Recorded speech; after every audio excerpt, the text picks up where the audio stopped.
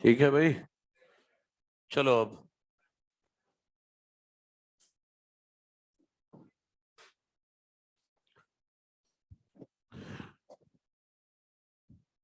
NCERT में page number 123 निकाले। जो ऑनलाइन है वो भी और जो ऑफलाइन है वो भी। एनसीईआरटी में पेज नंबर 123।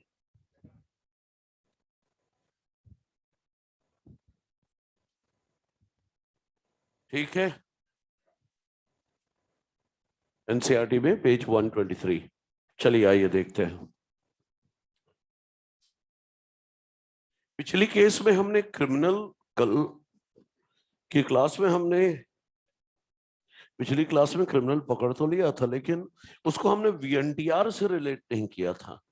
अब हम वीएनटीआर से रिलेट करेंगे। तो चलिए ध्यान से देखिए।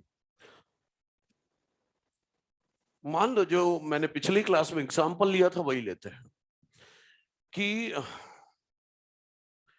क्राइम सीन से जो डीएनए मिला, उसके जो क्राइम सीन से डीएनए मिला उसका क्रोमोसोम नंबर 7 का डीएनए ले लिया डीएनए फिंगरप्रिंटिंग के लिए। क्रोमोसोम नंबर 2 का डीएनए ले लिया।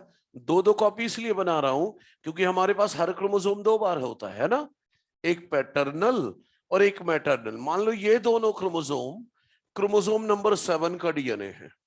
2 कॉपी, एक पापा से आया हुआ, एक मम्मी से आया हुआ, पैटर्नल और मैटरनल। ये ये जो दोनों हैं ये क्रोमोसोम नंबर 2 के ये क्रोमोसोम नंबर 2 के डीएनए है। इसी तरह एक है क्रोमोसोम नंबर 16 का डीएनए, क्रोमोसोम 7 का डीएनए, 2 का और 16 का। 7, 2 एंड 16 का डीएनए, दो कॉपी। ये मान लो 2 कॉपी ले लिया। एनसीईआरटी ने भी यही एग्जांपल लिया है। क्रोमोसोम नंबर 7, 2 और 16 क्राइम सीन से जो डीएनए मिला था, तो वहां पर कौन कौन से क्रोमोसोम का डीएनए ले लिया? 7 का, 2 का, 16 का डीएनए फॉर डीएनए फिंगरप्रिंटिंग। मतलब एक से ज्यादा क्रोमोसोम लेना है, कोई भी ले लें चाहे सारे ले लें। ठीक है, अब मान लीजिए जो सस्पेक्ट लोग हैं, 2 लोग सस्पेक्ट हैं, एक का नाम ए, एक का नाम बी। उनके भी यही क्रोमोसोम लेने पड़ेंगे डीएनए फिंगरप्रिंटिंग के लिए जो क्राइम सीन से सेलेक्ट किया है। तो चलो, इंडिविजुअल ए का क्रोमोसोम इधर, इंडिविजुअल बी का इधर। तो चलो देखते हैं। इंडिविजुअल ए का भी यही क्रोमोसोम 7 वाला डीएनए की 2 कॉपी, क्रोमोसोम 2 वाले डीएनए की भी 2 कॉपी, और क्रोमोसोम नंबर 16 वाले डीएनए की भी 2 कॉपी ले ली। ठीक है, मान लो ये क्रोमोसोम 7 वाला डीएनए है, दोनों में एक पैटर्नल और एक मैटरनल। ये दोनों क्रोमोसोम 2 हैं और ये दोनों क्रोमोसोम 16 है। सर इंडिविजुअल बी के भी यही लेने पड़ेंगे, चलो ले लेते हैं। इंडिविजुअल बी में मान लो ये क्रोमोसोम 7 वाले डीएनए की 2 कॉपी, ये क्रोमोसोम 2 की 2 कॉपी, ये, और ये क्रोमोसोम 16 के डीएनए की 2 कॉपी, क्रोमोसोम 16 की ये। तो ये दोनों तो क्रोमोसोम 7 के डीएनए है ना, ये दोनों क्रोमोसोम 2, ये दोनों क्रोमोसोम 16। ठीक है, अब चलो समझो। क्रोमोसोम नंबर, एक सेकंड, ये ऑनलाइन वालों को सब सुनाई तो दे रहा है ना? एक बार पता कर लेता हूं। बिल्कुल, यस, ठीक है भाई। तो चलो देखते रहो अब। तो क्रोमोसोम 7 की पहली कॉपी में, मान लो क्राइम सीन से जो डीएनए मिला था, क्रोमोसोम 7 की पहली कॉपी में नंबर ऑफ वीएनटीआर मान लो 11 है। 11, पूरा एनसीईआरटी का एग्जांपल ले रहा हूं। 11 वीएनटीआर है, तो ये एक वीएनटीआर हुआ, एक रिपीट 11 बेस मान लो लंबा है ना, तो ये एक रिपीट है, ये 2, ये 3, 4, 5, 6, 7, 8, 9, 10, 11 बार रिपीट हो रहा है। और क्रोमोसोम 7 की दूसरी कॉपी में 9 बार रिपीट हुआ है। 1 2 3 4 5 6 7 8 9 टाइम्स रिपीट हो रहा है। इसी तरह क्रोमोसोम 2 की पहली कॉपी में 8 बार रिपीट हो रहा है, 1 2 3 4 5 6 7 8, और दूसरी कॉपी में 7 बार रिपीट हो रहा है, 1 2 3 4 5 6 7, और 16 की पहली कॉपी में 5 बार रिपीट हो रहा है, 3 4 5, और दूसरी में 2 बार रिपीट हो रहा है। हो गया। अच्छा, अब इनके भी लेते हैं। इस बंदे में क्रोमोसोम 7 की पहली कॉपी में VNTR 3 बार है, 1 2 3। दूसरे वाले में 4 बार है, 1 2 3 4, राइट। फिर अगले क्रोमोसोम 2 में 8 VNT, 1 2 3 4 5 6 7 8। दूसरे में 7 है, 1 2 3 4 5 6 7, और इसमें 5 VNT, 1 2 3 4 5। इसमें 10 है, 1 2 3 4 5 6 7 8 9 10, 10 बार रिपीट हो रहा है। अब इंडिविजुअल बी में यहां पर 11 बार रिपीट हो रहा है, 1 2 3 4 5 6 7 8 9 10 11। इधर 9 बार, 1 2 3 4 5 6 7 8 9। इधर 8 बार, 1 2 3 4 5 6 7 8। फिर इधर 7 बार है, 1 2 3 4 5, बस 6 और 7, सॉरी 7 बार, 5 6 7, तो 8, 1 2 3 4 5 6 7 बार। इधर 5, 1 2 3 4 5, इधर 2 बार, 1 2। चलो इसी बहाने रिवीजन हो गया, है ना। ठीक है, तो ये हो गया। अब डीएनए फिंगरप्रिंट किया जाएगा सबका। याद है, जब आप डीएनए को काटोगे रेस्ट्रिक्शन एंजाइम से, तो VNTR के दाएं बाएं रेस्ट्रिक्शन साइट है। तो जब रेस्ट्रिक्शन एंजाइम से काटोगे तो ये VNTR के दाएं बाएं कटेगा, क्योंकि दाएं बाएं याद है GGCC है। तो ये टुकड़ा इतना, डीएनए का टुकड़ा कितना बड़ा मिला, इतना बड़ा, सही है ना। इसे रेस्ट्रिक्शन एंजाइम से काटोगे तो VNTR के बगल से कटेगा, GGCC को बीचों बीच, है ना। ये भी कटा, ये यहां से कटा, है ना, और ये यहां से, ये यहां से, और ये यहां से, और इधर से भी। तो कहने का मतलब VNTR के दाएं बाएं ही तो रेस्ट्रिक्शन साइट है। तो रेस्ट्रिक्शन एंजाइम से काटोगे तो यही टुकड़े मिलेंगे ना VNTR के, राइट।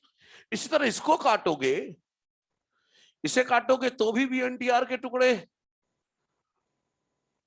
रेस्ट्रिक्शन साइट के दाएं, VNTR के दाएं बाएं ही तो कटेगा रेस्ट्रिक्शन पॉइंट से। देखो, ये यहां से, ये यहां से कटेगा, ये यहां से, ये यहां से, और ये यहां से, सही है ना भाई। अच्छा, ये ऐसे एक बार में ही काट देता हूं। ये यहां से कटेगा, ये यहां से, ये यहां से, ये यहां से, ये यहां से, और ये यहां से। हो गया। तो रेस्ट्रिक्शन एंजाइम से कट कर दिया।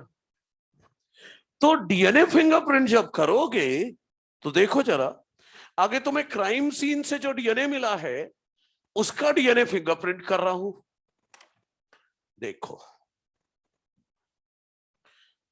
क्राइम सीन से जो डीएनए मिला है वो डीएनए मैंने यहां लोड किया था, ठीक है।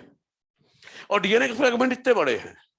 साइड में यहां पर मैं लिख रहा हूं 1 2 3 4 5 6 7 8 9 10 11 12।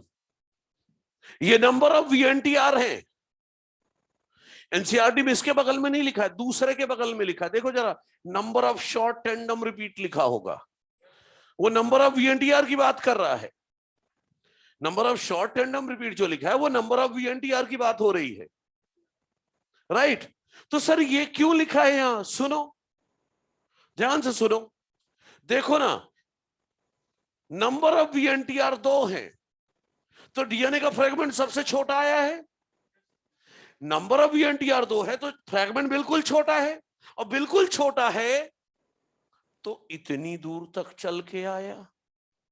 जेल इलेक्ट्रोफोरेसिस में जब बैंड बना तो जितने कम VNTR होंगे फ्रेगमेंट का साइज उतना छोटा होगा और उतनी दूर चल के आएगा, तो फोटो भी उतनी दूर मिलेगी। क्लियर? अच्छा, 2 VNTR वाला इतनी दूर तक चल के आया, 5 वाला थोड़ा बड़ा है, थोड़ा कम दूर चलेगा, मतलब लगभग इतनी दूर तक चला। 7 वाला थोड़ा और बड़ा है तो थोड़ा और कम दूर चला। 8 वाला और बड़ा है, थोड़ा और कम दूर चला। 9 वाला और बड़ा है तो और कम दूर चला। 11 वाला और बड़ा है, बिल्कुल ही पास में रह गया। सही है? तो ये क्राइम सीन से जो DNA फिंगरप्रिंट मिला वो है। और किससे डिसाइड हो रहा है? नंबर ऑफ VNTR से, कितनी बार रिपीट हुआ है। सही है ना? अब चलो वो इंडिविजुअल A और B का भी कर लेते हैं DNA फिंगरप्रिंट। ये तो क्राइम सीन वाला हो गया। अब ये क्या है? ये जो नंबर लिखे हैं ये है नंबर ऑफ VNTR, ठीक है? अच्छा चलो, अब इंडिविजुअल A और B का भी कर लेते हैं DNA फिंगरप्रिंट। यही नंबर ये यहां, ठीक है, यहीं से मैच कर लेंगे। ये DNA यहां लोड किया था, यहां लोड किया था। तो इंडिविजुअल 1 का देखते हैं। सबसे छोटा 3 VNTR वाला था। 3 VNTR वाला इतनी दूर तक चला। फिर 4 VNTR वाला थोड़ा और कम दूर चला। 5 वाला भी है, 5 VNTR वाला इतनी दूर चला। फिर 7 है, 7 VNTR वाला इतनी दूर चला। 8 VNTR वाला थोड़ा बड़ा है और कम दूर चला। और 10 VNTR वाला और बड़ा है और कम दूर चला। मैच करो जरा इंडिविजुअल A से फोटो को, क्या 100% मैच हो रही है? नहीं। हाँ, कुछ बैंड मैच हो रहे हैं, कुछ बैंड मैच हो रहे हैं, जैसे 7 वाला, 8 वाला, 5 वाला मैच हो रहा है। 3 बैंड मैच हो रहे हैं। इतने बैंड मैच होने से क्रिमिनल नहीं बोला जाएगा उसे, सारे बैंड मैच होंगे तो क्रिमिनल बोला जाएगा। समझ गए मेरी बात? तो सारे बैंड मैच होने चाहिए, तो ये तो क्रिमिनल नहीं है। तो चलो अब इंडिविजुअल नंबर 2 वाले को देखते हैं या इंडिविजुअल B को देखते हैं। इसका DNA फिंगरप्रिंट 2 VNTR वाला सबसे छोटा है, वो 2 के लेवल में लेके जाओ, बैंड यहां बनेगा। फिर कितने VNTR वाला है? 5, थोड़ा बड़ा है, कम दूर चला। फिर 7 वाला है, इतनी दूर चला। 8 वाला इतनी दूर चला। 9 वाला इतनी दूर चला। और 11 वाला इतनी दूर चला। 100% मैच हो रहा है या नहीं? तो फोटो देखकर डिसाइड होगा कि कौन क्रिमिनल है। ये क्राइम सीन से जो मिला वो 100% किससे बिल्कुल मर्ज हो जा रहा है? इंडिविजुअल B के DNA फिंगरप्रिंट से। सो B इज द क्रिमिनल। टांग दो फांसी पे। ठीक है भाई? हाँ, रेडियो एक्टिव DNA ना बनाया होता तूने तो ये फोटो ही ना मिलती तुझे। ये फोटो क्यों बन पाई? डबल देख, DNA चल गया था, इसके बाद तेरे पास तो फोटो ही नहीं है। फोटो तो तभी आएगी वो जब रेडियो एक्टिव करेगा, तब ना डबल स्टैंडर्ड रेडियो एक्टिव हो जाएगा, तब एक्सरे से फोटो लिया, तब ये फोटो दिख रही है, नहीं तो फोटो दिखती ही नहीं। समझ गया? हाँ। अच्छा, तो क्रिमिनल को कैसे ढूंढते हैं वो बता दिया। अगला केस ध्यान से देखो। DNA फिंगरप्रिंटिंग का एक एप्लीकेशन है फॉरेंसिक साइंस में, क्रिमिनल्स को ढूंढने में। दूसरा यूज है पैटर्निटी टेस्ट, चलो उसे भी यहीं पर दिखा देता हूं। दूसरा एप्लीकेशन है पैटर्निटी टेस्ट। पैटर्निटी टेस्ट देखो ध्यान से। पैटर्निटी टेस्ट, एक लेडी ने क्लेम किया कि उसके बच्चे का फादर ये पर्टिकुलर पर्सन है, ठीक। तो ऐसे केस कैसे सॉल्व होते हैं? तो फिर क्या करेंगे, डीएनए सैंपल लेंगे बच्चे का, उस लेडी का, और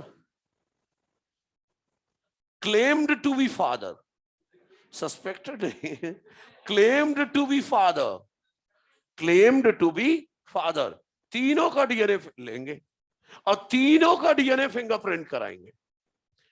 और यहां पर मेरी वो लाइन याद करो, वो काम आएगी। बच्चे के आधे भी एनटीआर पापा से आते हैं, आधे मम्मी से आते हैं। मतलब अगर 4 बैंड बने यहाँ पर, बच्चे का डीएनए फिंगरप्रिंट कराया मैंने, मान लो 4 बैंड बने फॉर एग्जांपल, तो 2 बैंड मम्मी से मैच होंगे, 2 पापा से मैच होंगे। समझ रहे हैं? तो बच्चे का डीएनए फिंगरप्रिंट आ चुका, इस लेडी का डीएनए फिंगरप्रिंट कराया, एक बैंड ये था, एक बैंड ये था, एक बैंड ये और एक ये। तो देखो ना, इस बच्चे का डीएनए फिंगरप्रिंट इस लेडी से 2 बैंड पर मैच कर रहे हैं ना, ये वाला और ये वाला। मतलब पक्का ये लेडी इस बच्चे की माँ है, कहीं से उठा के नहीं लाई है, इसी का बच्चा है, ये कंफर्म हो गया है। अब जिसको क्लेम किया जा रहा है, claimed to be father, suspect क्या, क्लेम्ड टू बी फादर, तो फांसी थोड़ी ना होगी, उससे सस्पेक्टेड है। तो क्लेम्ड टू बी फादर, इसका डीएनए फिंगरप्रिंट किया गया, डीएनए फिंगरप्रिंट किया गया, डीएनए बैंड्स आए 1 2 3 एंड 4, एक ही बैंड मैच हो रहा है, एक बैंड मैच हो गया, बस एक। मैंने बोला ना 4 बैंड आए हैं बच्चे के, तो आधे मैच होंगे पापा से, यहाँ तो एक ही मैच हो रहा। तो ये बंदा इस बच्चे का फादर नहीं है। लेकिन अगर गलती से भी डीएनए फिंगरप्रिंट ये यहां आ गया, तो ये इसका फादर है। ठीक है भाई? तो इस तरह पैटर्निटी टेस्ट किया जाता है। तो जब क्रिमिनल ढूंढने की बारी आती है, तो क्राइम सीन के डीएनए से 100% जिससे मैच करे वो क्रिमिनल है। लेकिन बच्चे के मम्मी पापा का केस आए, तो आधे बैंड पापा से, आधे बैंड मम्मी से मैच करवाएंगे। क्लियर है सभी को? इसके बाद एनसीईआरटी लिखती है कि डीएनए फिंगरप्रिंटिंग से हम पॉपुलेशन में डाइवर्सिटी मतलब डिफरेंस, और जेनेटिक डाइवर्सिटी देख सकते हैं। पॉपुलेशन में कैसे वीएनटीआर की डाइवर्सिटी है, अलग अलग लोगों में कितनी बार है, जीन लेवल पर क्या डाइवर्सिटी है, मतलब डिफरेंस है, वो भी पढ़ सकते हैं। इसीलिए आपकी एनसीईआरटी की पेज नंबर 122 की आखिरी लाइन, 123 की पहली लाइन देखो जरा क्या लिखा है। पेज 122 की आखिरी line, in addition to application in forensic science, it has much wider application. लिखा है क्या कुछ ऐसा? Such as population, in determining population diversity and genetic diversity. मतलब मैंने ये इसलिए बताया, मान लो मैं ये लाइन इग्नोर कर दूं, अब आ जाए कि which of the following is application of DNA fingerprint या is not application। और पहला ऑप्शन क्रिमिनल्स को ढूंढने में, दूसरा पैटर्निटी टेस्ट करने में, दोनों सही है। तीसरा in determining population genetic diversity. आप बोलो सर ने तो बोला ही नहीं, ये नहीं होता, यही गलत है। इसलिए बता दिया कि पॉपुलेशन में जीन लेवल पर क्या डाइवर्सिटी है, मतलब क्या डिफरेंस है, वो भी हम डीएनए फिंगरप्रिंटिंग से पढ़ सकते हैं। क्लियर है? और हैंडआउट में भी ये तीनों एप्लीकेशन मैंने लिख रखे हैं। अच्छा, तो इस तरह क्रिमिनल ढूंढा जाता है। इसी तरह का शॉर्ट में एक डायग्राम हैंडआउट में भी बना हुआ है, मैंने तो पूरी एनसीईआरटी का ही डायग्राम लेकर समझा दिया आपको। अब ऐसा करना है, हाँ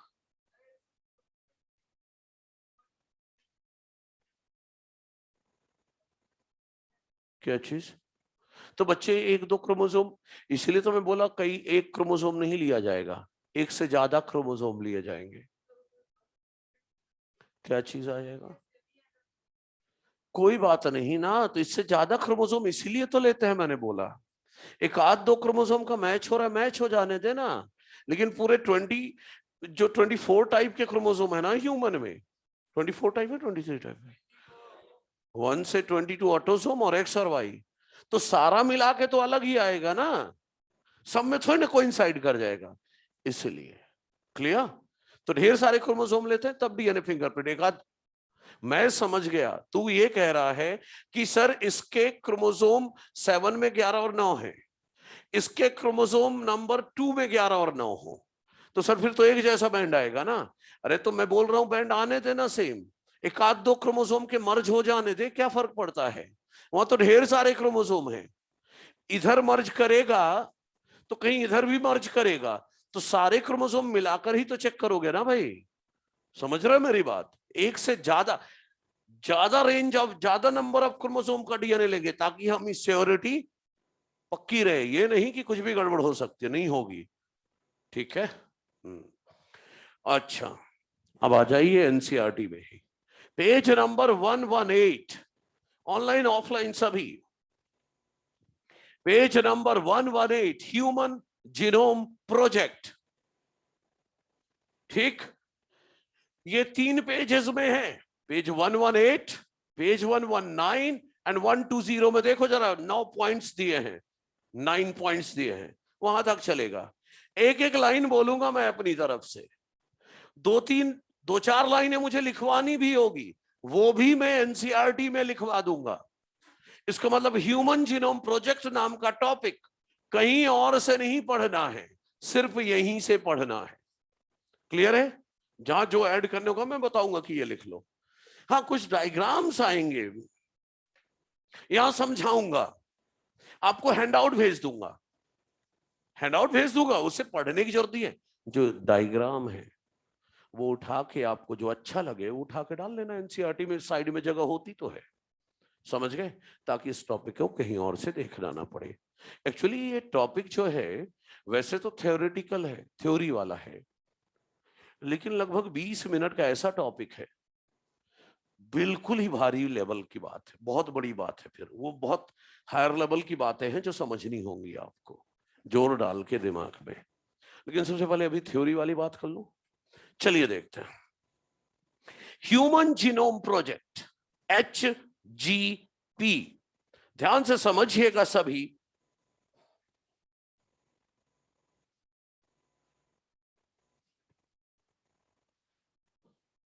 ये आखिरी टॉपिक है इस चैप्टर के लिए, ह्यूमन जीनोम प्रोजेक्ट।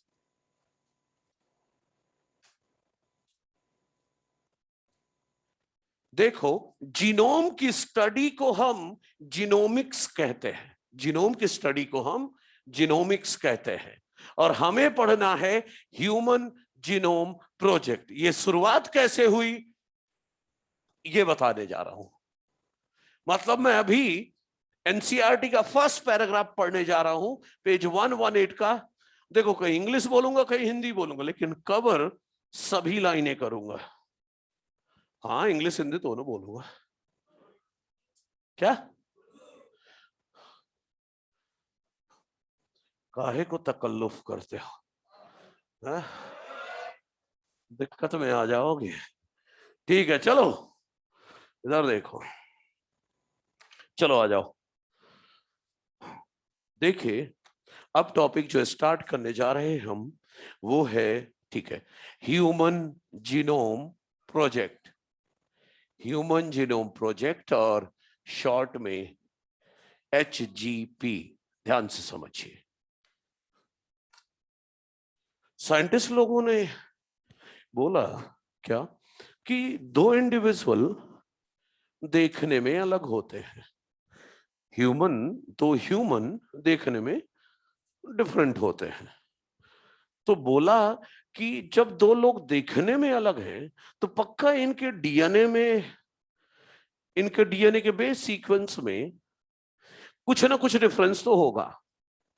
दो लोग अलग दिख रहे हैं मतलब दोनों के डीएनए में, उनके बेस सीक्वेंस में कुछ ना कुछ डिफरेंस तो होगा।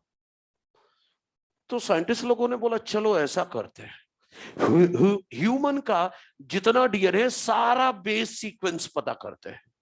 ह्यूमन का जितना डीएनए है उसका बेस सीक्वेंस पता करते हैं। कहां ए है, कहां टी है, कहां जी है, कहां सी, एडेनिन थाइमिन गुआनिन साइटोसिन कहां क्या है, चलो पता करते हैं। लेकिन इतनी हिम्मत कैसे हो गई उनकी इतना सोचने की, वो बता रहा हूं। भाई ह्यूमन जीनोम का बेस सीक्वेंस पता करना कोई बड़ी छोटी बात नहीं है। ऐसा सोच कैसे पाए वो कि चलो ह्यूमन का पूरा डीएनए का बेस सीक्वेंस पता करते, कहां ए, कहां टी, कहां जी, कहां सी। उसके लिए दो वजह थी। पहला, 1990 आते आते, एक्चुअली ये 13 ईयर का प्रोजेक्ट था, स्टार्ट हुआ था 1990 में और 2003 तक चला था। 1990 आते आते जेनेटिक इंजीनियरिंग में इतना डेवलपमेंट हो चुका था कि सेल से किसी भी पीस ऑफ डीएनए को आइसोलेट कर सकते थे, सेल से डीएनए को निकाल सकते थे और उसकी क्लोनिंग करा सकते थे, मतलब उसकी मल्टीपल कॉपी बना सकते थे। जेनेटिक इंजीनियरिंग आ चुकी थी तब। क्लोनिंग का मतलब मल्टीपल कॉपी बनाना, समझ रहे हैं? अच्छा, अब ध्यान से सुनना। ऐसा इसलिए सोच पाए क्योंकि 1990 तक में जेनेटिक इंजीनियरिंग टेक्निक आ चुकी थी और जेनेटिक इंजीनियरिंग से यह पॉसिबल हो चुका था सेल से कोई भी डीएनए को निकालना और उसकी मल्टीपल कॉपी बना सकते थे। ठीक, कैसे बनाते वो अब प्रोसेस में आएगा। Plus simple and fast technique आ चुकी थी, सिंपल एंड फास्ट टेक्निक आ चुकी थी डीएनए का सीक्वेंस पता लगाने के लिए। दो चीजें थी जिसके कारण ये लोग सोच पाए। पहला तो डीएनए, सेल से डीएनए निकालना पॉसिबल हो चुका था और उसकी क्लोनिंग करना मतलब उसकी मल्टीपल कॉपी बनाना पॉसिबल हो चुका था। दूसरा, सिंपल और फास्ट टेक्निक आ चुकी थी जिससे डीएनए का बेस सीक्वेंस पता कर सकते थे कि कहां एडेनिन है, कहां थाइमिन है, कहां गुआनिन है, पता कर सकते थे। इसलिए सोच पाए। क्लियर? अब आगे सुनिए। ह्यूमन जीनोम प्रोजेक्ट एक 13 ईयर प्रोजेक्ट था। पता है, पहला पैराग्राफ मैंने कवर कर दिया। अब मैं इस पेज का आखिरी पैराग्राफ की शुरुआत की 2-3 लाइन बोलने जा रहा हूं। मैं पूरे सिस्टमैटिक तरीके से बोल, कहां आखिरी में आ गया, उसी पेज के आखिरी लाइन, उस आखिरी पैराग्राफ पे। ठीक है, सेकंड पैराग्राफ भी कवर करूंगा, सब कवर करूंगा, कुछ नहीं बचेगा, लेकिन एक पर्टिकुलर सीक्वेंस फॉलो कर रहा हूं मैं।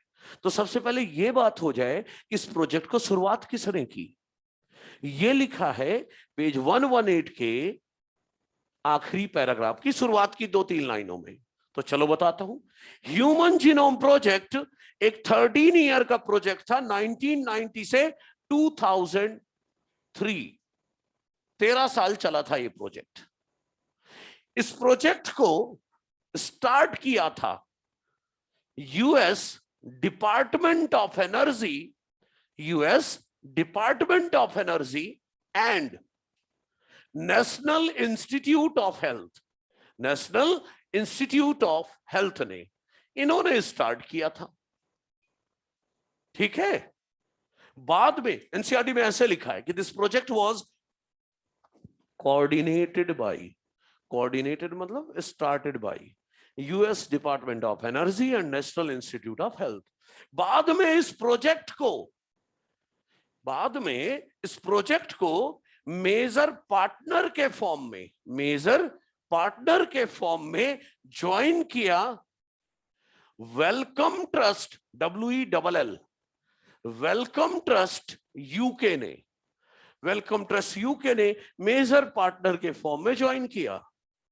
फिर एडिशनल कंट्रीब्यूशन मिला, एडिशनल कंट्रीब्यूशन मिला कंट्रीज से like Japan, France, China, Germany and others, Germany and others. Others में इंडिया नहीं है। इतना नहीं था कि हम भी डोनेट करते फिरे, ठीक है। तो इनका था। अनदर थिंग, अब उस पैराग्राफ को वहीं पर छोड़कर मैं अब सेकंड पैराग्राफ में आ रहा हूं। अब सीक्वेंस में चलेगा सब, ठीक है। सुनिएगा, 13 साल चला ये प्रोजेक्ट। पता है कितने टाइप के क्रोमोसोम ह्यूमन के पढ़े गए? कितने टाइप के क्रोमोसोम होते हैं ह्यूमन में?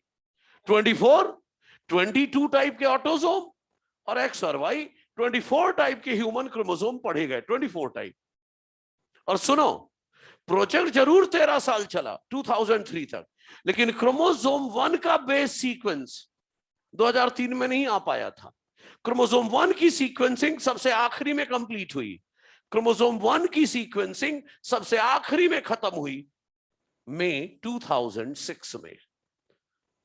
जैसे अपने यहां होता है ना, कोई ब्रिज बन रहा है, 2020 में इनॉग्रेट होना था बन के, लेकिन उसका इनॉग्रेशन 2025 में होता है। तो वही है ये कि 2003 में प्रोजेक्ट खत्म होना था, लेकिन क्रोमोसोम 1 की सीक्वेंसिंग रह गई थी। क्रोमोसोम 1 की सीक्वेंसिंग सबसे आखिरी में हुई मई 2006 में, बाकी सब सीक्वेंस हो गया था 2003 तक में। क्लियर है? अच्छा, ह्यूमन जीनोम प्रोजेक्ट को मेगा प्रोजेक्ट कहते हैं। ह्यूमन जीनोम प्रोजेक्ट को मेगा प्रोजेक्ट कहते हैं। इसकी दो वजह है। कोई पूछे मेगा प्रोजेक्ट क्यों कहते हैं, तो बोलना है दो वजह है। पहली वजह इसकी कॉस्ट। ध्यान से सुनिएगा, ह्यूमन जीनोम में, पहली वजह बता रहा हूं, ह्यूमन जीनोम में 3 × 10⁹ बेस पेयर होते हैं। बोले तो 3 बिलियन बेस पेयर होते हैं, राइट ना? एक बेस पेयर की सीक्वेंसिंग का कॉस्ट, एक बेस पेयर की सीक्वेंसिंग का कॉस्ट आ रहा था $3। एक बेस पेयर की सीक्वेंसिंग का कॉस्ट था $3। तो 3 बिलियन बेस पेयर का 3 कर दो, तो टोटल कॉस्ट आ रही थी $9 बिलियन। तो इतना ज्यादा खर्च हो रहा था, इसलिए कहा गया मेगा प्रोजेक्ट। और दूसरी और आखिरी वजह इसे मेगा प्रोजेक्ट कहने की, 3 बिलियन बेस पेयर है। इस डाटा को अगर बुक में लिखा जाए, टाइप करवाया जाए, 3 billion base pair, ATGCTA, 3 billion base pair को अगर बुक में टाइप करवाया जाए, तो हर पेज में 1000 लेटर्स हो,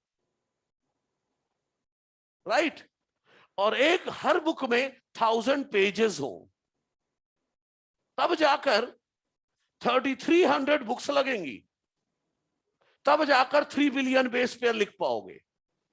हर बुक में 1000 पेजेस हो, हर बुक में 1000 पेजेस हो, और हर पेज में 1000 लेटर हो, तो 3300 बुक्स लगेंगी, तब 3 billion base pair data type हो पाएगा। इन दोनों वजह से मेगा प्रोजेक्ट कहते हैं, राइट। लेकिन इतनी सारी किताबें लिखेगा कौन, टाइप कौन करेगा, और फिर पढ़ेगा कौन? या पतली पतली एनसीईआरटी ना पढ़ी जा रही है कि नहीं? हाँ, तो पतली ही तो है एनसीईआरटी, क्या मोटी है क्या?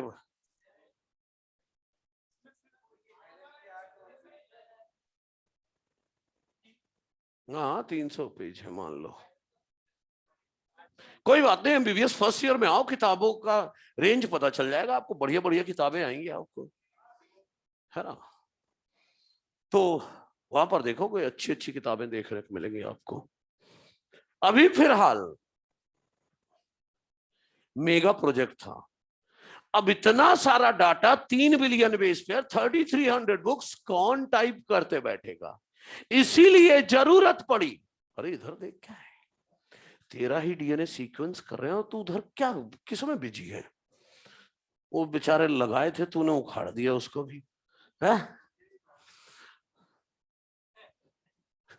खुराफाती। देखो, ये सब काम उन बच्चों का होता है जो आर्ट सेक्शन में होते हैं, साइंस वालों का थोड़ी। साइंस वालों के पास अपनी नॉलेज छोड़कर कोई टाइम ही नहीं है। अच्छा सुनो, अब वापस आओ। इतनी सारी किताबें कौन टाइप करेगा, इसीलिए जरूरत पड़ी, एनसीईआरटी कहती है, हाई स्पीड कंप्यूटेशनल डिवाइसेस की। किसकी जरूरत पड़ी? हाई स्पीड कंप्यूटेशनल डिवाइसेस की। अरे कुछ नहीं, मैं कहना चाह रहा हूं, इतना सारा डाटा कौन टाइप करते बैठेगा, कौन लिखेगा ये सब? इसलिए जरूरत पड़ी नए नए सॉफ्टवेयर यूज करने की, नए नए सॉफ्टवेयर यूज करने की, ताकि इतना सारा डाटा स्टोर किया जा सके, जरूरत पड़ने पर दोबारा देखा जा सके। इसके लिए क्या वर्ड होता है भाई? डाटा इतना सारा स्टोर किया जा सके, जरूरत पड़ने पर दोबारा भी देखा जा सके। रिट्रीव मतलब क्या होता है? दोबारा उसको यूज करना और एनालिसिस किया जा सके।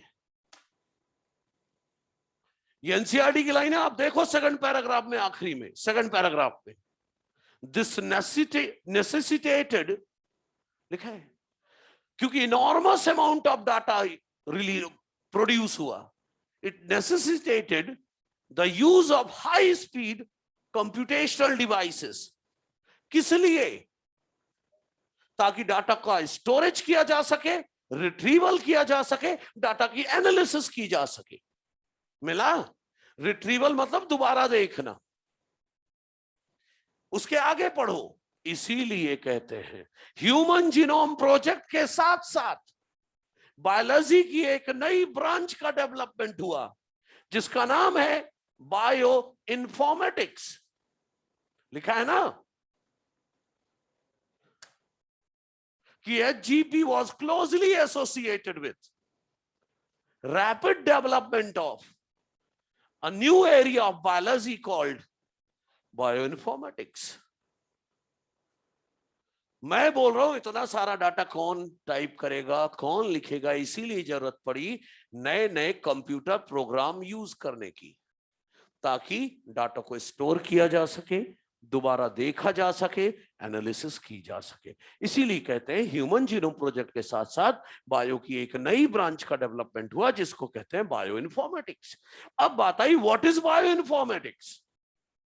वहां तो लिखा नहीं है, मैं बता रहा हूं, फिर लिखाऊंगा भी, आगे सुन लो क्या है।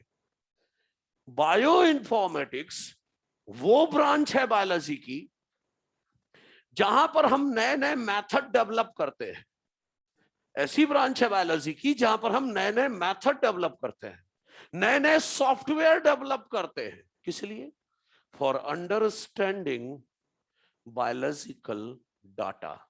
बायोलॉजिकल डाटा को समझने के लिए नए नए tools banana, software banana, this is bio informatics. तो वही एनसीईआरटी में बायो इन्फॉर्मेटिक्स जहां लिखा है सेकंड पैराग्राफ के एंड पे, वहीं पर बायो इन्फॉर्मेटिक्स की डेफिनेशन लिख दो। लिख लें सभी, और जिसके पास नहीं कॉपी में लिख लो। Bio informatics,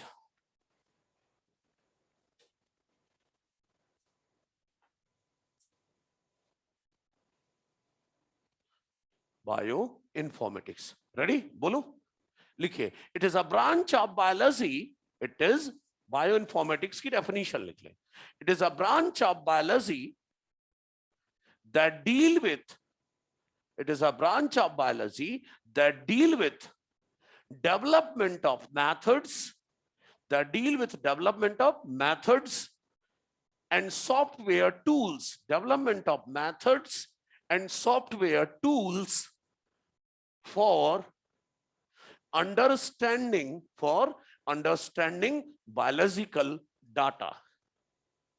It is a branch of biology that deal with development of methods and software tools for understanding biological data.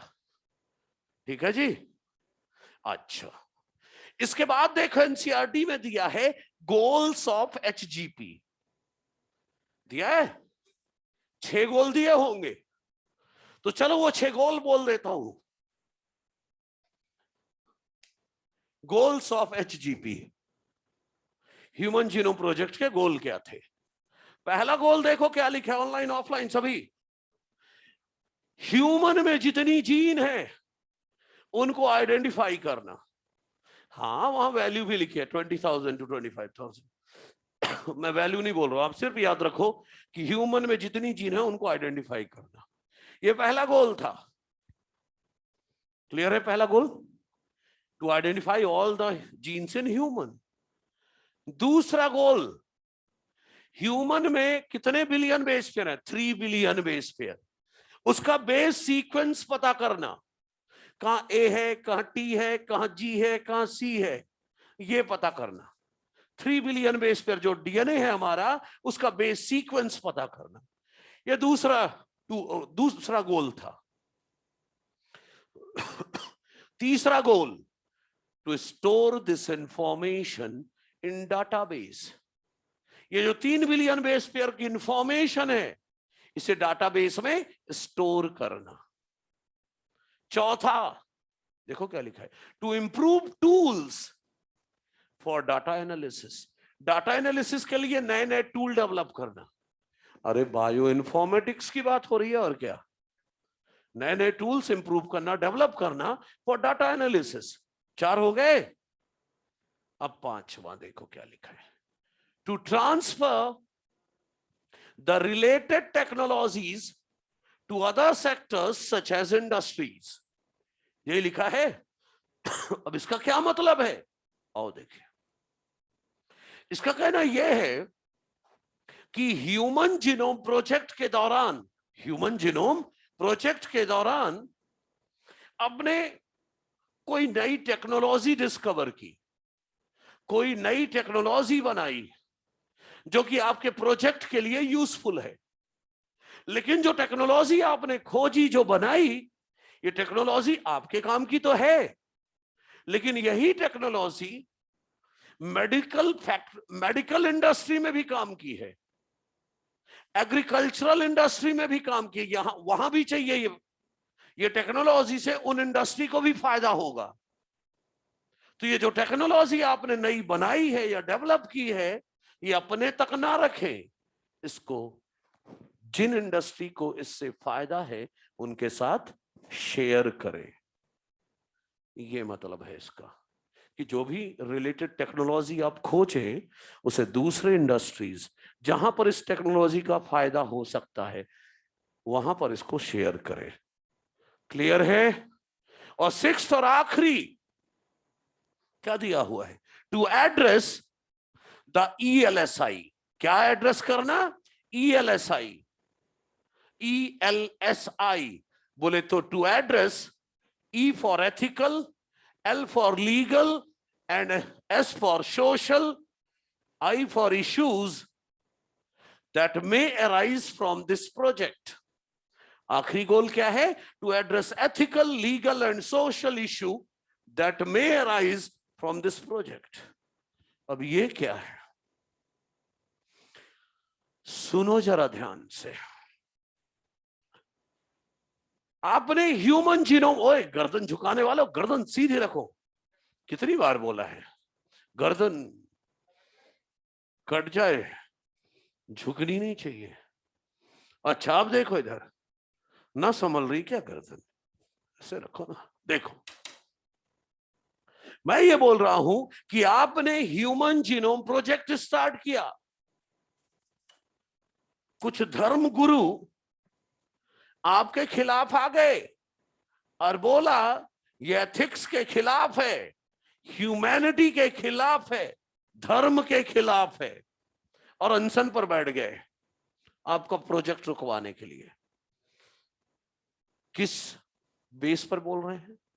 वो ये बोल रहे हैं आपसे कि जब आप ह्यूमन का डीएनए बेस सीक्वेंस पता कर लोगे, ह्यूमन का डीएनए बेस सीक्वेंस पता कर लोगे, तो आपको पता रहेगा कि डीएनए में यहां पर AGC है तो ब्लैक आईज है। AGC की जगह अगर TCA लगा दिया जाए, इस जगह को हटाकर, तो ब्लैक आईज की जगह ब्लू आईज हो जाएगी। इस डीएनए में यहां पर CGC है, इसको हटाकर अगर AGC लगा दिया जाए तो डिंपल चीक्स हो जाएंगे। मतलब आपको हर एक बिहेवियर का बेस सीक्वेंस पता रहेगा, तो आप तो अपने हिसाब से इंसान बनाने लगोगे। या मतलब you are trying to be above God, God से भी ऊपर लेवल जाना चाहते हो। ये धर्म के खिलाफ है, ये नहीं होने देंगे। एथिक्स मतलब यही होता है, एथिकल इशू, मतलब धर्म पर ले लिया लोगों ने कि ये धर्म के खिलाफ है। कुछ लोग केस कर दिया कोर्ट में, बोला ये लीगल इशू है, ये कानून के खिलाफ है, लीगल इशू बना दिया इसको कि ये प्रोजेक्ट जो है कानून के खिलाफ है। क्योंकि अगर डीएनए बेस सीक्वेंस अगर आपने जान लिया तो आपको तो ये भी पता चल गया कि कौन सा DNA base sequence criminal minded लोगों को बनाएगा, टेररिस्ट लेवल की सोच का बेस सीक्वेंस क्या होगा वो भी पता होगा। तो आप तो ऐसे इंसान बनाओगे जो पैदाइशी टेररिस्ट क्रिमिनल माइंडेड हो, तो ये तो कानून के खिलाफ बात होगी। रोको इसको। अरे जिनके कोई काम नहीं कुछ तो करेंगे। कुछ सामाजिक संस्थाएं आ गई कि ये तो समाज के खिलाफ है भाई, आगे चल समाज को खतरा होगा, इनके डीएनए सीक्वेंस पता कर लेने से ये जैसा चाहेंगे वैसा इंसान बनाएंगे, तो ये तो समाज को खतरा हो जाएगा आगे चलकर। तो आपको प्रोजेक्ट रोकने की पूरी कोशिश की गई। मतलब कुछ लोगों ने इसे एथिकल इशू बना दिया कि धर्म के खिलाफ है ये, कुछ लोगों ने लीगल बना दिया कि कानून के खिलाफ है, कुछ लोगों ने बोला ये समाज के खिलाफ है, इसको रोको। ऐसे लोगों से डील करना ये भी एक गोल था। ऐसे लोगों से डील करना, डील इन द सेंस ऐसे लोगों को कैसे समझा सकते हो, या तो कोर्ट में या कोर्ट के बाहर। सिंपल, मतलब बाय हुक और बाय क्रुक समझाना है कि किनारे हो जाओ, प्रोजेक्ट मस्ट गो ऑन। समझ गए मेरी बात?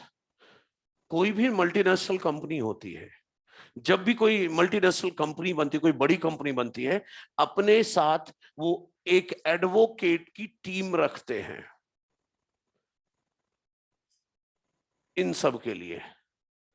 और उन एडवोकेट की, हर बड़ी कंपनी में एडवोकेट्स की टीम होती है, और एडवोकेट्स की टीम का यही काम है, ऐसे लोगों से निपटना। कोर्ट के अंदर ना समझे तो फिर कोर्ट के बाहर, जैसे भी है, लेकिन प्रोजेक्ट नहीं रुकना चाहिए।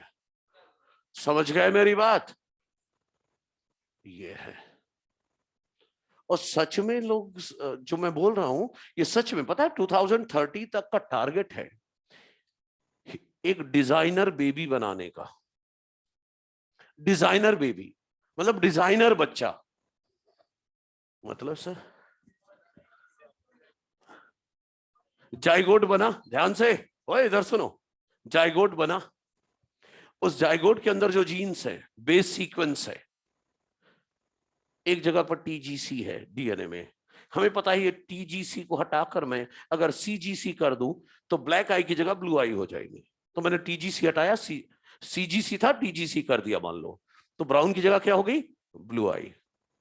मुझे बच्चा चाहिए था डिम्पल चीक्स वाला, तो डीएनए का सीक्वेंस मुझे पता है चीक्स का कौन कंट्रोल करता है, तो मैंने देखा यहां पर सीसीए है, तो मैं इसे सीसीए को हटाऊंगा और इसकी जगह मैंने लगा दिया जीसीसी, तो नॉर्मल चीक्स की जगह बच्चा डिम्पल चीक्स वाला हो गया।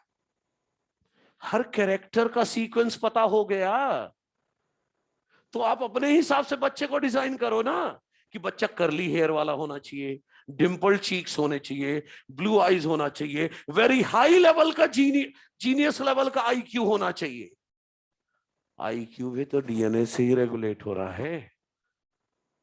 तो ये डिजाइनर बेबी, ये फ्यूचर एस्पेक्ट है इसका, कि आगे चलकर हम ऐसा एक बच्चा डेवलप करना चाह रहे हैं। खैर ये लीगल तो होगा नहीं, नहीं हर पेरेंट्स बोलेंगे बच्चा चाहे कैसा भी दिखे चलेगा, लेकिन आईक्यू तो सुपर सुपर वाला लेवल का चाहिए, तो फिर तो कंपटीशन ही खत्म हो जाएगा भाई। ठीक है, ये फ्यूचर एस्पेक्ट है ह्यूमन जीनोम प्रोजेक्ट का। अच्छा ठीक है, तो ये गोल हो गए 6 के 6। इसके बाद उस पेज के जो लास्ट पैराग्राफ है, शुरुआत की 3-4 लाइन बता चुका हूं आपको मैं, आखिरी की जो 2 लाइन बची है वो बता रहा हूं, और अगले पेज का पहला पैराग्राफ बता रहा हूं। 118 की आखिरी की 2 लाइन और 119 का पहला पैराग्राफ बताने जा रहा हूं। आगे बता दूं फिर देख लेना, यही सब लिखा होगा, कोई लाइन छोड़नी नहीं है। एनसीईआरटी लिखा है, एनसीईआरटी ने, कि ह्यूमन के डीएनए में जो भी वेरिएशन होता है, ह्यूमन के डीएनए में जो भी वेरिएशन होता है, ह्यूमन के डीएनए में जितने तरह के वेरिएशन हो सकते हैं, अगर सबकी स्टडी हम कर लें, उन वेरिएशन का इफेक्ट पढ़ लें, ह्यूमन के डीएनए में जितने तरह के वेरिएशन होते हैं सब पढ़ लें, उन वेरिएशन का इफेक्ट पढ़ लें, तो आने वाले दिनों में हम नए नए मेथड डेवलप कर पाएंगे। किस चीज के लिए? बीमारी को डायग्नोज करने के लिए, डायग्नोसिस ऑफ बीमारी के लिए हम नए नए मेथड डेवलप कर पाएंगे, बीमारियों के ट्रीटमेंट का नया नया मेथड डेवलप कर पाएंगे, और थाउजेंड्स ऑफ बीमारियों को हम प्रिवेंट कर पाएंगे। यही लिखा है, देख लो वहां पर 118 की आखिरी की लाइन, आखिरी की 2 लाइन, और 119 की पहली दूसरी लाइन में होगा ये लिखा ना, study of effects of variation on human DNA, ऐसे करके है ना।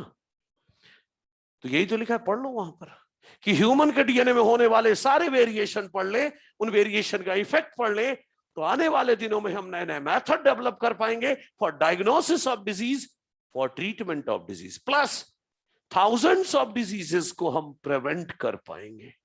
राइट? अब इसके आगे 119 का पहला पैराग्राफ पूरा करने जा रहा हूं मैं, समझो जरा। ह्यूमन जीनोम प्रोजेक्ट के दौरान केवल ह्यूमन का जीनोम सीक्वेंस नहीं हुआ था, ह्यूमन जीनोम प्रोजेक्ट के दौरान केवल ह्यूमन का जीनोम नहीं सीक्वेंस हुआ था, कुछ दूसरे ऑर्गेनिज्म का भी जीनोम सीक्वेंस किया गया था। तो ह्यूमन छोड़कर जो दूसरे ऑर्गेनिज्म हैं जिनका जीनोम सीक्वेंस हुआ, उन ऑर्गेनिज्म को पता है मैं क्या बोलता हूं? Non human model. अब से क्वेश्चन पूछा जाएगा, कौन सा एक, कौन कौन है नॉन ह्यूमन मॉडल जिनका जीनोम सीक्वेंस किया गया है? मतलब ये नाम जो ले रहा हूं मैं, ये आपको याद होना चाहिए, एनसीईआरटी में दिया है इसी पैराग्राफ की आखिरी 2-3 लाइनों में। पता है क्या क्या दिया है? बैक्टीरिया का जीनोम सीक्वेंस हुआ था, जैसे कि इकोलाई, ईस्ट का डीएनए सीक्वेंस हुआ था, ड्रोसोफिला का डीएनए सीक्वेंस हुआ था, राइट? और कीनोरेबिडाइटिस एलिगेंस, ये एक फ्री लिविंग नेमाटोड है, ये एक फ्री लिविंग नेमाटोड है और बीमारी नहीं फैलाता, मतलब नॉन पैथोजेनिक नेमाटोड है, फ्री लिविंग है और बीमारी नहीं फैलाता, नॉन पैथोजेनिक नेमाटोड है। इसका जीनोम सीक्वेंस। और किसका? कुछ प्लांट्स का, जैसे कि राइस एंड एराबिडोप्सिस। एराबिडोप्सिस जो है ये स्मॉल मस्टर्ड प्लांट है, स्मॉल मस्टर्ड प्लांट को, हाँ कई तरह के मस्टर्ड होते हैं, उनमें से एक ये है, राई भी स्मॉल मस्टर्ड होती है, भी है। तो राइस एंड एराबिडोप्सिस, इनका डीएनए भी सीक्वेंस किया गया। तो जब क्वेश्चन पूछा जाए इनमें से कौन कौन से नॉन ह्यूमन मॉडल है जिनका जीनोम सीक्वेंस हुआ था, ये सारे के सारे, मतलब ये डाटा याद रखना होगा, एनसीईआरटी है। अब एनसीईआरटी ने ये भी बताया है कि इनके पीछे क्यों पड़ गए, इनका डीएनए क्यों सीक्वेंस किया। तो एनसीईआरटी कहती है, सुनिएगा भी फिर हाल सुनेंगे, एनसीईआरटी कहती है इन सब का डीएनए इसलिए सीक्वेंस किया, अरे हम इनको यूज कर रहे हैं अपने फायदे के लिए, वी आर एक्सप्लॉइटिंग देम, लेकिन इनका डीएनए सीक्वेंस करने से, हो सकता है हमें इनकी कुछ और नेचुरल कैपेबिलिटीज के बारे में पता चल जाए।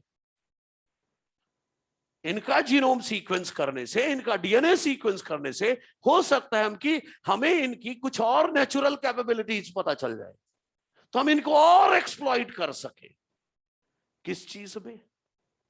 एग्रीकल्चर में, हेल्थ केयर में, एनर्जी प्रोडक्शन में और इन्वायरमेंटल रीमेडिएशन में, एनवायरमेंटल रीमेडिएशन में। तो इनकी नेचुरल कैपेबिलिटीज का हम और यूज कर सके किसमें किसमें? एग्रीकल्चर में, हेल्थ केयर में, एनर्जी प्रोडक्शन में और एनवायरमेंटल रीमेडिएशन में। अरे एनवायरमेंटल रीमेडिएशन का मतलब होता है removal of pollutants from environment. अरे सुनो, ये जहां पर आपने ये नाम पढ़े थे ना फर्स्ट पैराग्राफ पे, 119 पेज के फर्स्ट पैराग्राफ में ये नाम पढ़े थे, जहां पर ये नाम लिखे हैं उसके जस्ट ऊपर की 2-3 लाइन देखो, मिलेगा कि इनकी नेचुरल कैपेबिलिटीज को हम यूज कर सके एग्रीकल्चर में, हेल्थ केयर में, एनर्जी प्रोडक्शन में और एनवायरमेंटल रीमेडिएशन में। मिला क्या? तो जहां पर एनवायरमेंटल रीमेडिएशन शब्द लिखा है उसकी मीनिंग तो लिख दो, बाद में भूल जाओगे। एनवायरमेंटल रीमेडिएशन की मीनिंग लिख दो वहीं पर, removal of pollutants from environment.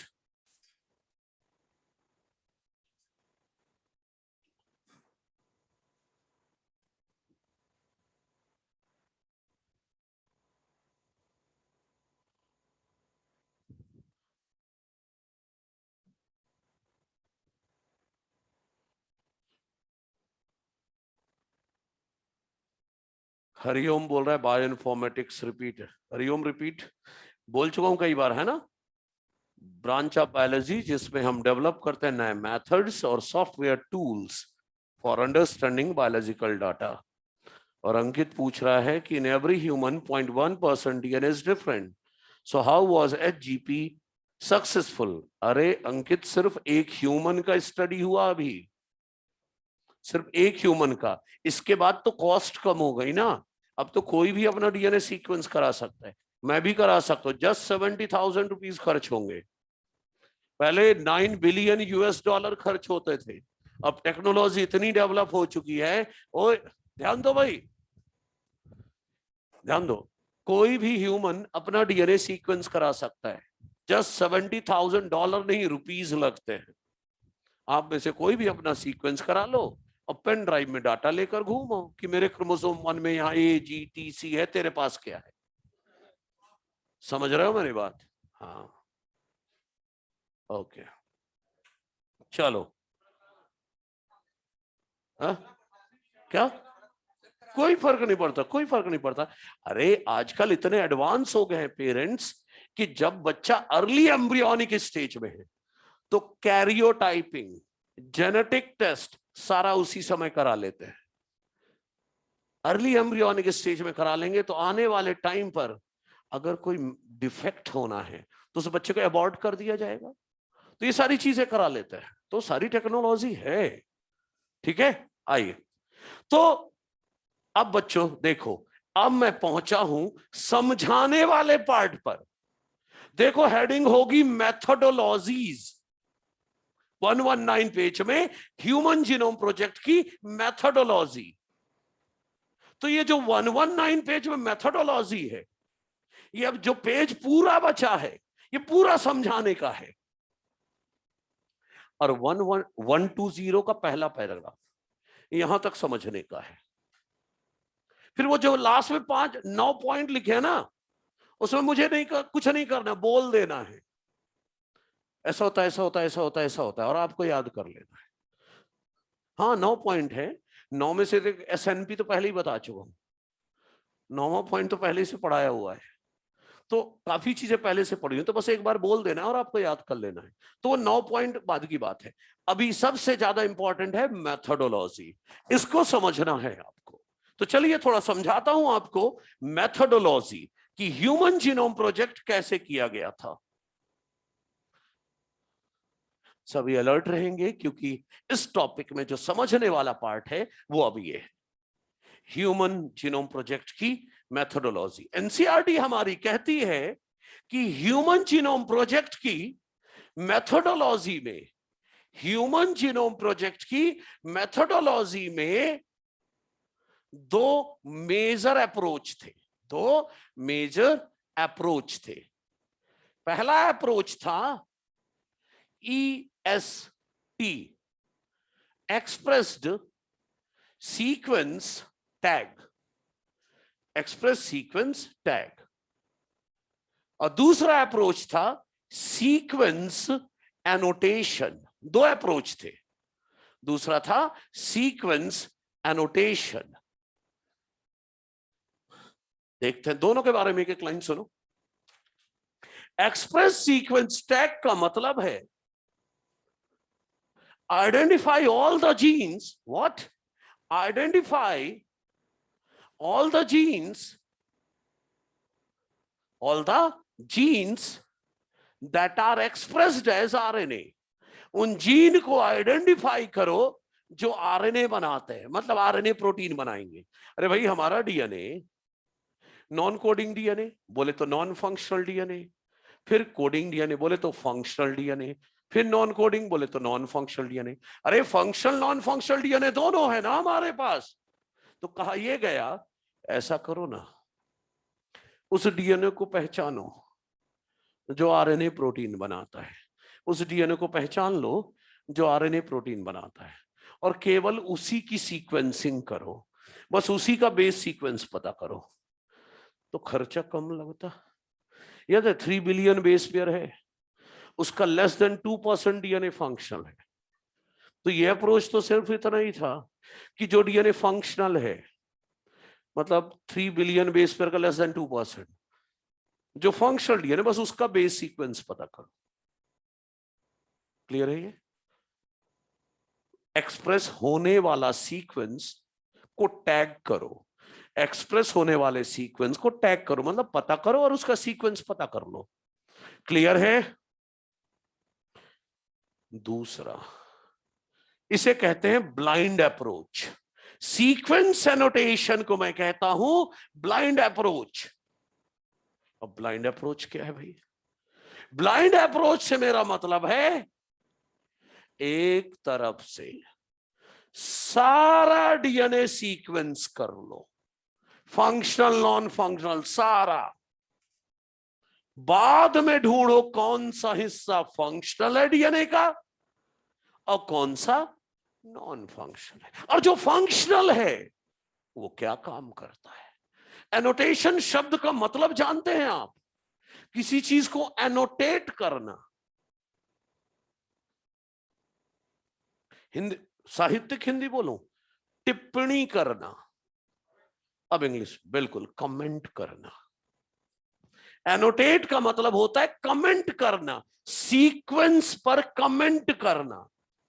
मतलब इसका पूरा मतलब यह है, ब्लाइंड अप्रोच इसीलिए बोल रहा हूं कि एक तरफ से सारा डीएनए, कोडिंग नॉन कोडिंग सारा, फंक्शनल नॉन फंक्शनल सारा डीएनए का बेस सीक्वेंस पढ़ लो, सारा बेस सीक्वेंस पढ़ लो, फिर ढूंढो कौन सा हिस्सा डीएनए का फंक्शनल है और कौन सा नॉन फंक्शनल है, और जो फंक्शनल है वो क्या फंक्शन करता है, इस पर कमेंट करें।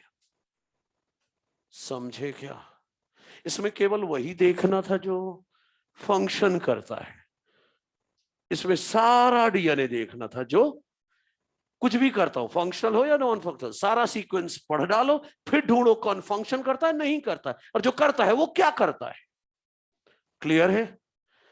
अब ह्यूमन जीनोम प्रोजेक्ट कैसे किया गया, ह्यूमन जीनोम प्रोजेक्ट को कैसे किया गया वो बताना है।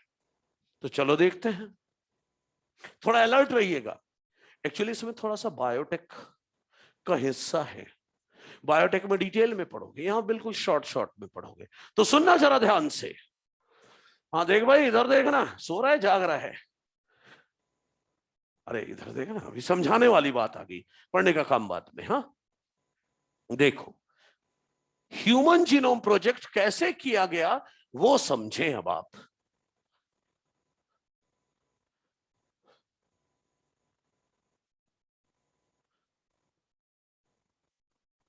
देखो, एक ह्यूमन का डीएनए ले लिया गया, एक ह्यूमन का डीएनए ले लिया गया।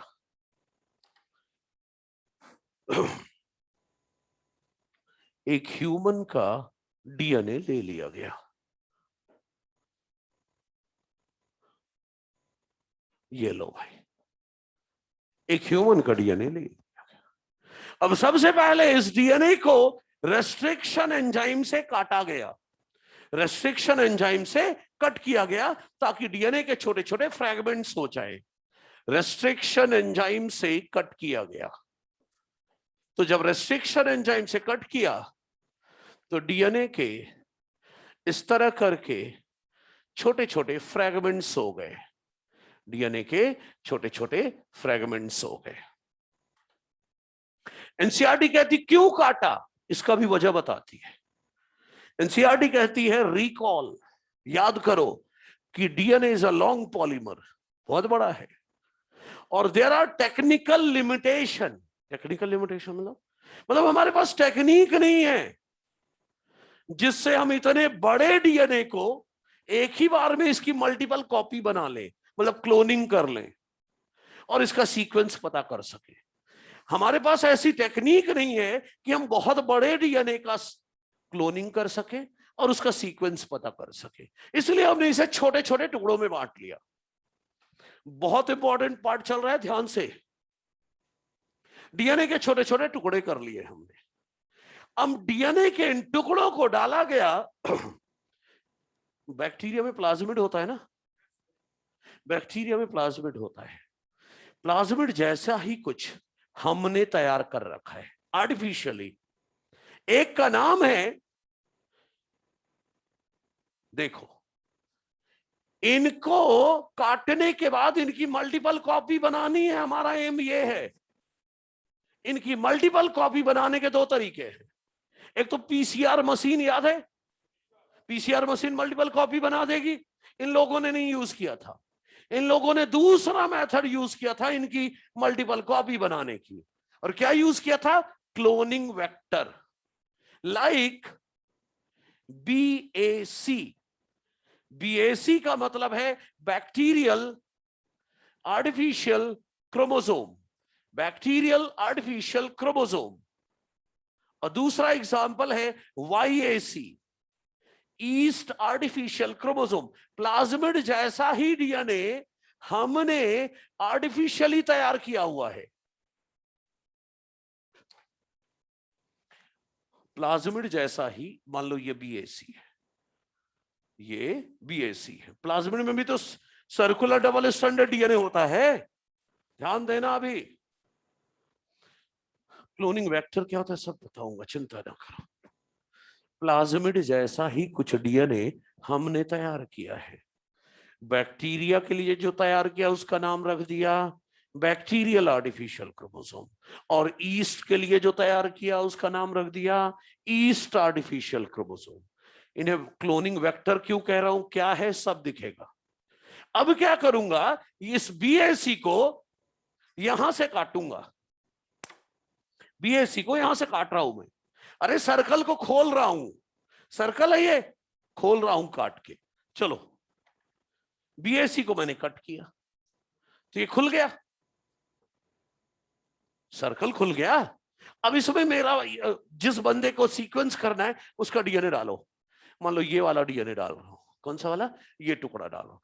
हर टुकड़े की कॉपी बनानी है, मैंने ये वाला टुकड़ा डाल दिया BAC में, जुड़ गया। मतलब इसमें मैंने बीच से काट के ह्यूमन डीएनए फिट कर दिया। पता है इसे अब क्या बोलूंगा मैं, रिकॉम्बिनेंट डीएनए, क्योंकि दो अलग अलग डीएनए हैं।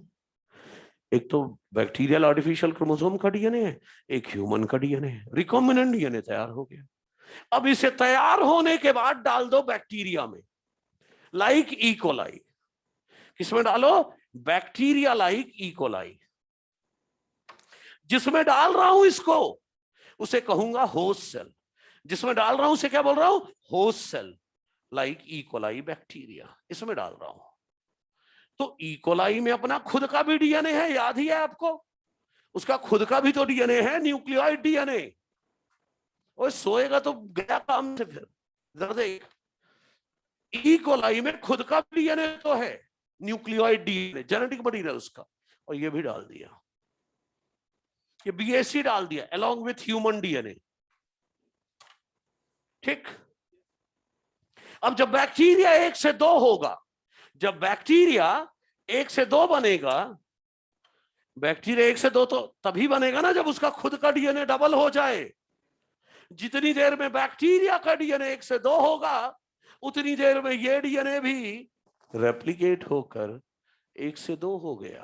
कहने का मतलब बैक्टीरिया 1 से 2 बन चुके हैं, बैक्टीरिया 1 से 2 हो चुके हैं। क्यों? क्योंकि बैक्टीरियल डीएनए डबल हो गया था, डीएनए डबल हो गया तो बैक्टीरिया 2 बन गई।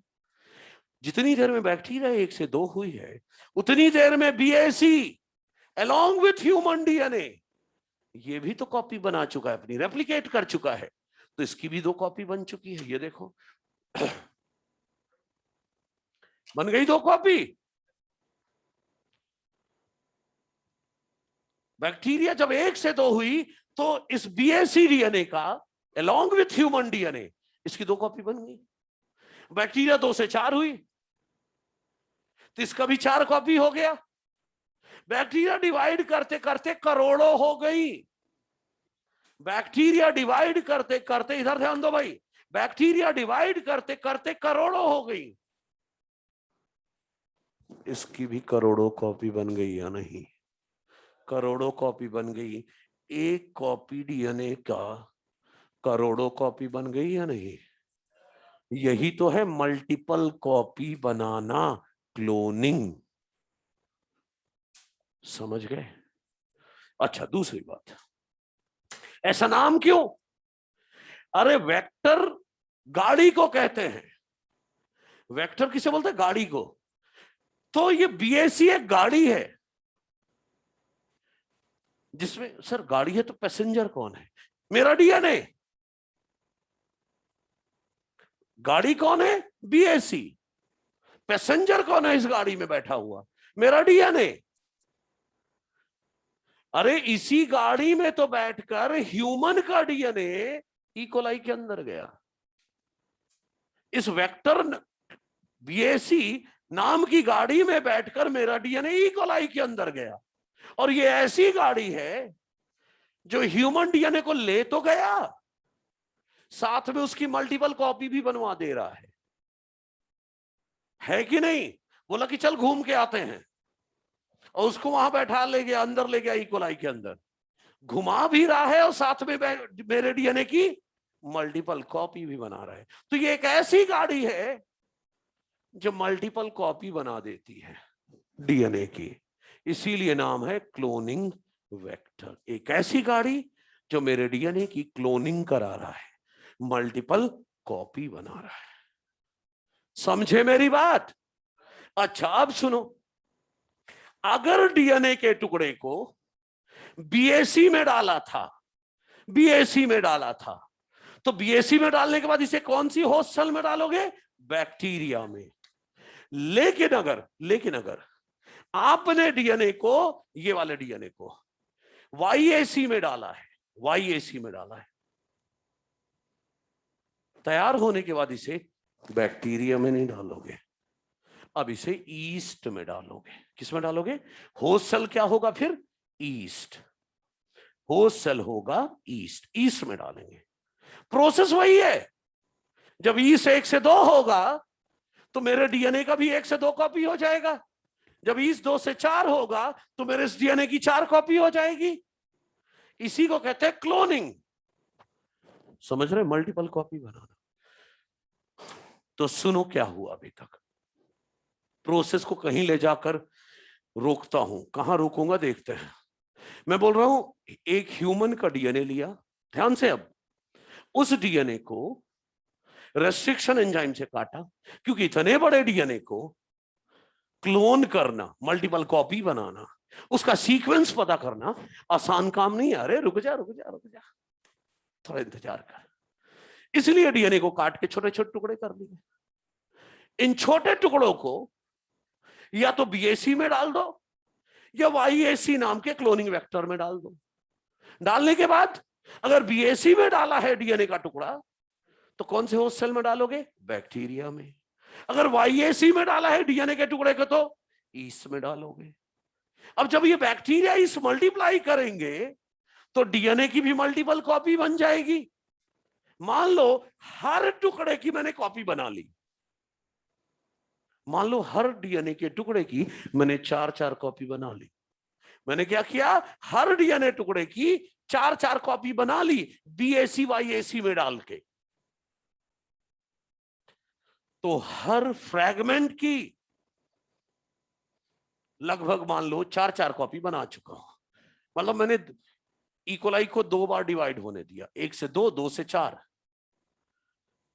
1 से 2, 2 से 4, 4 डीएनए बने, हर टुकड़े की 4 कॉपी बन गई। मैंने बैक्टीरिया से निकाल लिया डीएनए को जो बैक्टीरिया में डाला था वापस निकाल लिया। तो कहने का मतलब मेरे पास हर टुकड़े की 4-4 कॉपी है। फॉर एग्जाम्पल जब मल्टीपल कॉपी बन गई डीएनए की तो मैंने बैक्टीरिया से निकाल लिया, तो मेरे पास हर डीएनए के टुकड़े की 4-4 कॉपी है भाई। अब आप बोलोगे सर एक का बेस सीक्वेंस तो पता लगा नहीं पा रहे, अब हर एक के 4-4 कॉपी बना लिए, अब क्या करोगे? हर एक के 4-4 कॉपी बना लिए, सीक्वेंस कैसे पता करोगे? सुनो, हर टुकड़े की मान लो मैंने 4-4 कॉपी बना ली थी। अब एक मशीन आती है जिसका नाम है ऑटोमेटेड डीएनए सीक्वेंसर। नाम ही बता रहा है ऑटोमेटिक काम करेगा। क्या काम करेगा? डीएनए का सीक्वेंस पता लगाएगा। मतलब यही वो मशीन है जो डीएनए का बेस सीक्वेंस बताएगी। लेकिन ऐसे थोड़ी ना, मैं बोल रहा हूं डीएनए की मल्टीपल कॉपी बनाने के बाद ये सारा डीएनए उठा के इस मशीन में डाल दिया, मेरा काम खत्म, मुझे कुछ नहीं करना, तू कर जो करना है। मैंने मल्टीपल कॉपी बनाने के बाद ये डीएनए फ्रैगमेंट को इस मशीन में डाल दिया और ये मशीन काम करती है on principle developed by Frederick Sanger. किस प्रिंसिपल पर काम करती है? Principle developed by Frederick Sanger. क्या प्रिंसिपल था इनका जिस पर यह काम करता है? अभी नहीं। फ्रेडरिक सेंगर ने एक और चीज डेवलप किया था, एक मेथड डेवलप किया था for determining amino acid sequence in protein. अरे किसी प्रोटीन में पहला अमीनो एसिड कौन सा है, दूसरा अमीनो एसिड कौन सा है, ध्यान दो, तीसरा अमीनो एसिड कौन सा है, चौथा कौन सा है, ये पता लगाने के लिए मेथड डेवलप किया था फ्रेडरिक सेंगर ने। क्वेश्चन आएगा बायो में कि इनमें से किस साइंटिस्ट ने डेवलप किया मेथड? किस चीज का मेथड? एमिनो एसिड सीक्वेंस पता लगाने का मेथड, फ्रेडरिक सेंगर। तो एमिनो एसिड सीक्वेंस पता लगाने का मेथड इन्होंने डेवलप किया, बस इतना ही है। ये हमारा कंसर्न नहीं है। हमारा कंसर्न ये है सर आप ये बताओ कि ये मशीन आप बोल रहे हो इनके प्रिंसिपल पर काम करती है, लेकिन वो प्रिंसिपल है क्या? थोड़ा इंतजार करो। मैंने क्या बोला? अभी तक क्या इकट्ठा कर पाए हम? अभी ये ना सोचो ना पूरा सीक्वेंस पता चल जाएगा आपको। अभी पॉइंट पर आओ कि क्या अगली क्लास में आपको लेके आना होगा। ध्यान देना, सेल से डीएनए निकाला था, डीएनए को काटा था टुकड़ों में, टुकड़ों को काटकर बीएसी या वाईएसी में डालकर मल्टीपल कॉपी बना ली, फिर उन कॉपी जो डीएनए के टुकड़े हैं सबको इस मशीन में डाल दिया। अब ये मशीन काम करती है इनके प्रिंसिपल पर। ऐसा क्या बताया था इन्होंने? ये मशीन कैसे काम करती है? Suspense to be revealed in the next class. ये आज नहीं बताऊंगा, क्योंकि अगर इसको बताने बैठा तो कम से कम सुनो। एक्चुअली इस टॉपिक में अब सिर्फ 15 मिनट का काम है, सिर्फ 15 मिनट का। 15 मिनट में 10 मिनट तो मेथड है इसका, तगड़ा वाला मेथड है, वो 10 मिनट में पूरा खेल हो जाना है, तो इसलिए मैं रुक गया यहीं पर। तो अगली क्लास में क्या कहां से शुरू करूंगा मैं कि डीएनए के टुकड़ों को मैंने इस मशीन में डाला था, अभी मशीन कैसे बताएगी सीक्वेंस ये बताऊंगा। तो शुरुआत के 15 मिनट ये चलेगा और फिर स्टार्ट होगा बायोटेक्नोलॉजी चैप्टर नंबर 11। बायोटेक में 2 चैप्टर हैं, पहले चैप्टर में लगभग 4 लेक्चर, 4 साढ़े 4 लेक्चर लगते हैं, दूसरे चैप्टर में 2.5 लेक्चर के आसपास, मतलब 7 से 8 लेक्चर के बीच बायोटेक पूरा हो जाएगा। हाँ, दोनों चैप्टर छोटे छोटे हैं। माइक्रोब्स है, एक माइक्रोब्स है, 1 लेक्चर लगता है उसमें ये बताएंगे दही कौन बनाता है, कौन सी बैक्टीरिया, पनीर कौन बनाता है, रम कौन बनाता है, वोडका कौन बनाता है, जिन कौन बनाता है, लाइक दैट, बायोगैस कौन बनाता है, लाइक दैट, 1 लेक्चर लगेगा। फिर प्लांट ब्रीडिंग में 2 लेक्चर लगेगा। प्लांट ब्रीडिंग में पढ़ेंगे सफल किसान कैसे बने। प्लांट ब्रीडिंग में और क्या पढ़ेंगे, अरे रुक जा। फिर 3 लेक्चर लगेंगे बायोमोलिक्यूल में, वो 11th वाला बायोमोलिक्यूल है ना, वो एक्चुअल में मैं गिना रहा हूं कितने देर तक मैं हूं। तो 7-8 लेक्चर मान लो बायोटेक के, 2 लेक्चर प्लांट ब्रीडिंग, 1 माइक्रोब, 7 3 10 मान लो, 11 मान लो चलो, और 3 बायोमोलिक्यूल के, तो 13-14 लेक्चर के आसपास। अभी तो ये है जो मुझे पढ़ाना है, माँ की बात का बाद में देखेंगे, ठीक है, वो बाद में देखेंगे क्या होता है। अभी फिलहाल ओए रुक जा, अच्छा तुझे जाना, जा तू, मैं लॉग आउट कर दूं बस, हो गया और कुछ नहीं। ठीक है भाई बच्चों, ऑनलाइन वालों, बाय बाय।